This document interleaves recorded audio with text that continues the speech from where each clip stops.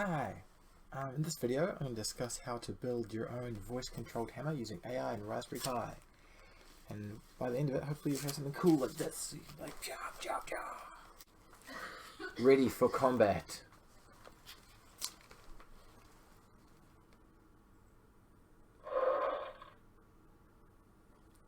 Cool the forge.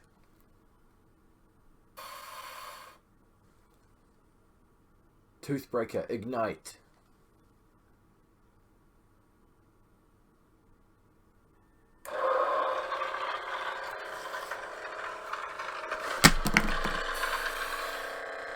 And there it is. There's the magic right there. So inside we've got a cage. In that cage we've got a portable speaker. We've got some double A's. We've got a bunch of wires. We've got a webcam, we've got a vaporizer, we've got some power banks and a Raspberry Pi. And there we go. Cheers.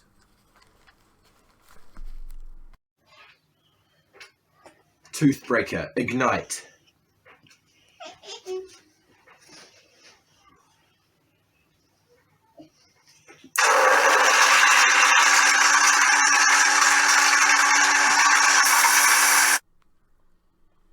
Wait, what?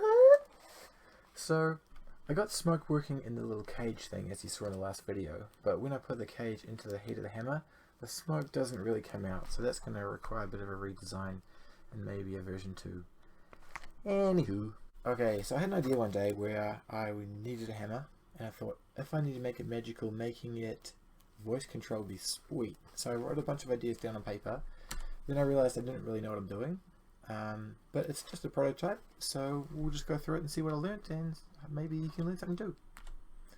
So I'm going to cut up this video into 3 parts. I'm going to do the physical building of the hammer, how to code it all up, and then do the circuitry.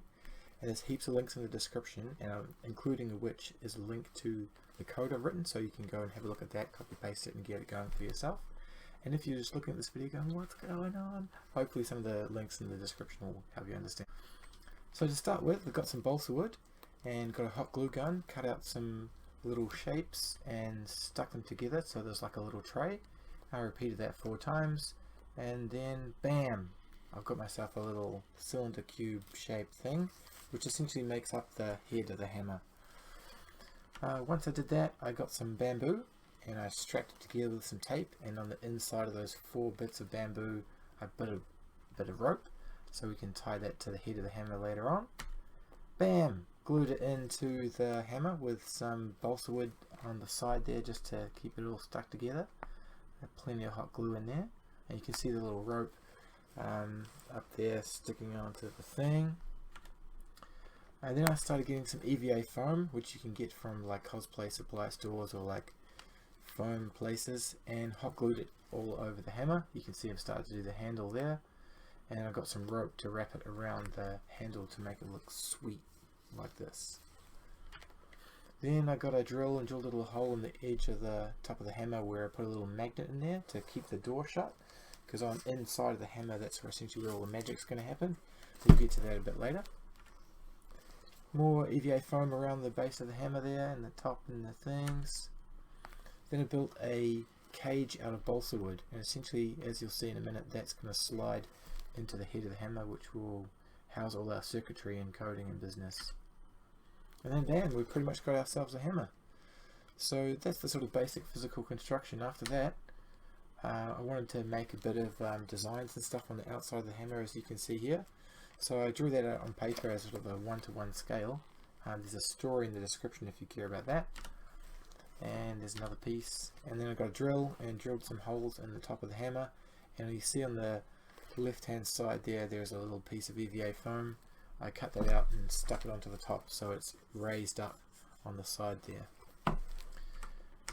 And then I was like, oh, what am I going to do next? I'm going to do the thing.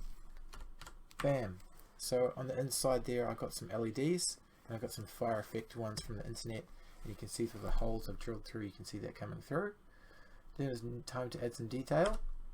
So I got a soldering iron and just soldered into the foam, and if you do it quickly and with a lot of ventilation, you can make some little indentations which you can later fill in with paint, and that looks pretty sweet. So prior to painting, glue the hole up with PVA glue, which seals the foam. You can also use a hairdryer or a heat gun to seal the pores in the foam if you wish. And then I started doing painting. So initial undercoats there is just a bunch of colour, no detail, and undercoating the other part of the hammer there. And then started doing detailed painting. So essentially I've got a little lighter bit of paint around the edges, a little darker bit of paint in the recesses, and got some shiny McShine on there as well. And then it's pretty much complete. And then we turn the lights off to see what it looks like in the dark with the lights on the inside. Make me a sandwich.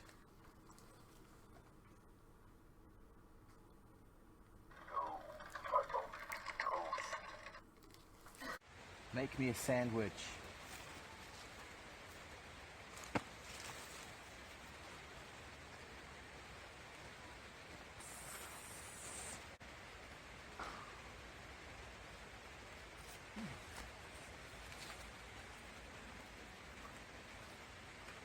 Now onto coding. So again, just a reminder, there's links in the description for a bunch of that, but let's just walk through the general overview of how it all fits together. So to start with, we know we want to talk to the hammer. We want to say, hey, do the thing for me. And to do that, we're going to be using Raspberry Pi, and we're using a programming language called Python, and that sits on the Raspberry Pi. And then we want it to do stuff. So that's going to include lights and sounds and smoke. And how we're going to do that is going to make a call out to an Azure Function API. Now, you don't need to do this. You could do all the logic inside Python, but I wanted to do it this way. And then once we've got our API, we want to call out to Microsoft Speech Services, and that's going to essentially get from an audible, hey, do stuff for me, into text. And we're going to use that text later on. Once that comes back to our API, we send it off to Lewis, which is language understanding something AI cool stuff from Microsoft again, and we use that text coming back and we translate that back into an intent, and that comes back to our API. So essentially this allows us to not always get the words 100% the same all the time. You could say, hammer light up, or hammer turn the lights on, man, and that would still equate to turning the lights on for you. And with that result back from the API, we send it back to the Raspberry Pi, and based upon the result status code, we do a bunch of things. So to start with there, we buy a Raspberry Pi. I also bought a micro SD card with Noobs installed, which is like an operating system for the Raspberry Pi. I'd recommend that. Or you can just do it yourself, just look on the internet. And then we hook it all up. So you plug in your monitor and your keyboard and your mouse, and you've got power there as well. And then you start booting up Raspberry Pi, and it loads and updates and does that for a little bit and a little bit more. And then essentially I wanted to set up a remote access to the Pi. So rather than having the monitor and keyboard hooked in all the time to the Pi, that gets tricky, especially when you want to put the whole Pi into the hammer.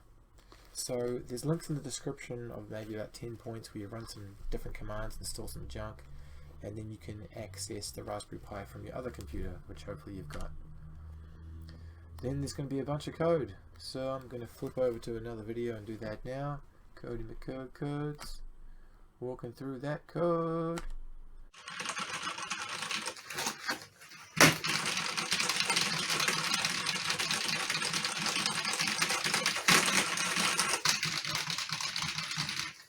And Lewis is pretty great.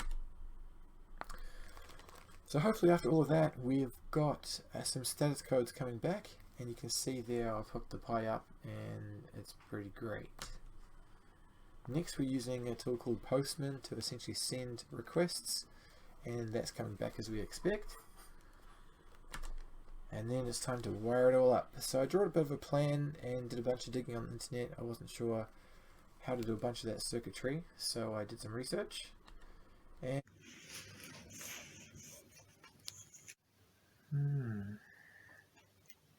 And the least of which was finding out what GPIO was all about on the Raspberry Pi. And there's a picture there that labels all the pins, so it starts at the top left saying 1, and then 2, and so on and so on and so on. So essentially you can number all those different pins for the Raspberry Pi.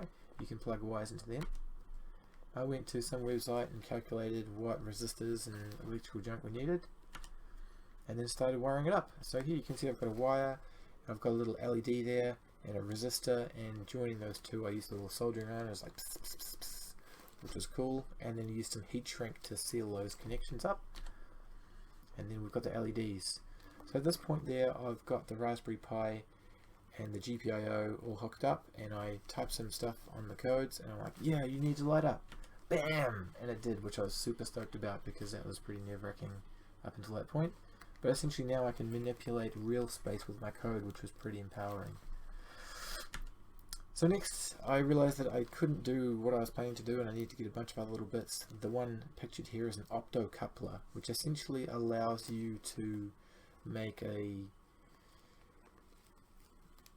thing, which is really good. So get some of those.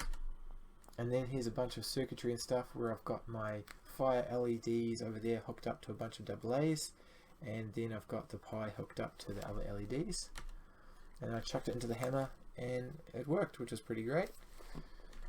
And then we started building the cage and adding all the different pieces in there. So you can see that little white box at the top there is a power bank, and you see that little purpley thing is a vaporizer.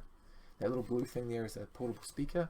All of the links in the description if you need a bunch of parts from this, you can go buy them. And here we've got a little water pump, and I've got a USB cable for my power bank, which I just cut off and then exposed the little wires, and that little pump there runs on 5 volt, which is what a USB power bank thingy pumps out. Here you can see me trying to assemble different bits. So I've got some pump for the pump, I've got some pipe as well, and a bunch of things going on. And I built a little case for my Raspberry Pi. You can just buy them, but I decided to build one out of plastic, which you'd find like on the front of a toy or a cereal packet. I just hot glued it all up and cut some holes out for the access points that I needed.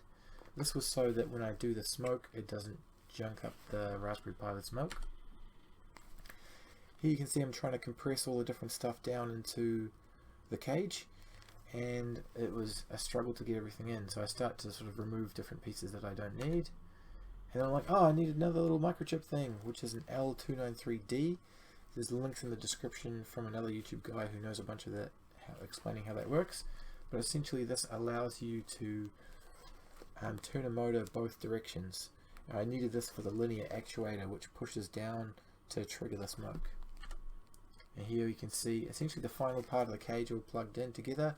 So I've removed some of the extra wires and stuff. I've got 2 fire LEDs in there, the speaker, the pump, and the linear actuator, and the relay, which is this little blue box there, which allows me to turn the motor off and on from another circuit.